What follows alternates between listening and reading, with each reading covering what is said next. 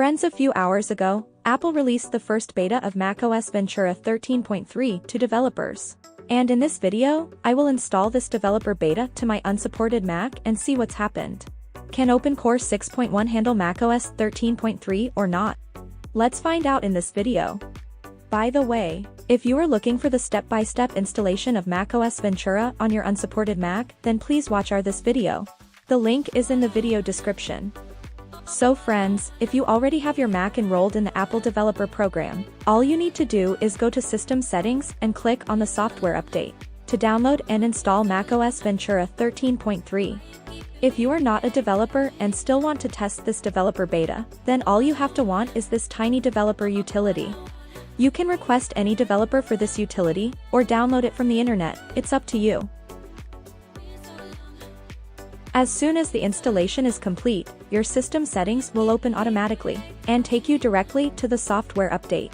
Because I am downloading macOS 13.3 on my unsupported Mac, therefore I have to download the full installer, the size of which is about 11.73 gigabytes. So let's download and install this first.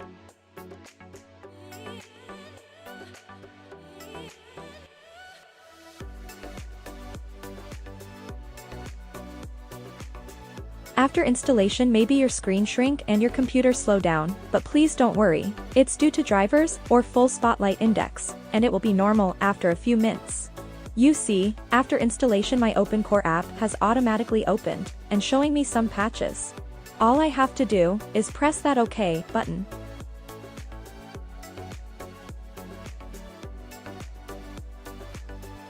This will download the kernel debug kit. The size of the kit is about 988 megabytes. By the way, if after installation your OpenCore Legacy Patcher app does not open automatically, then run the app by yourself, and click on the post-install root patch button.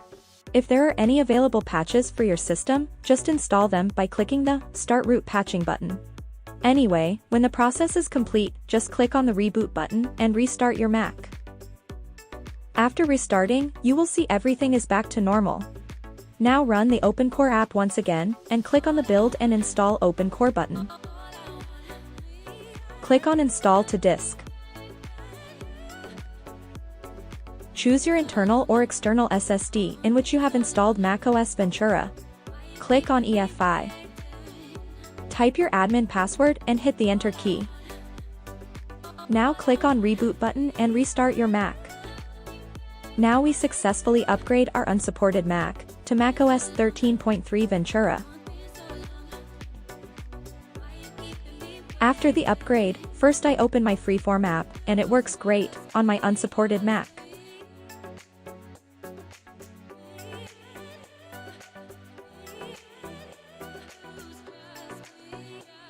Then I checked my Photos app, and it is working fine too.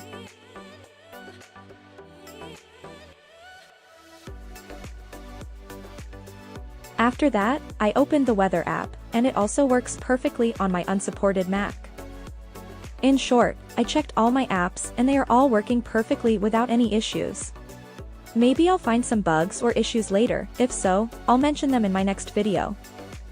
So keep in touch, and please like, share, and subscribe.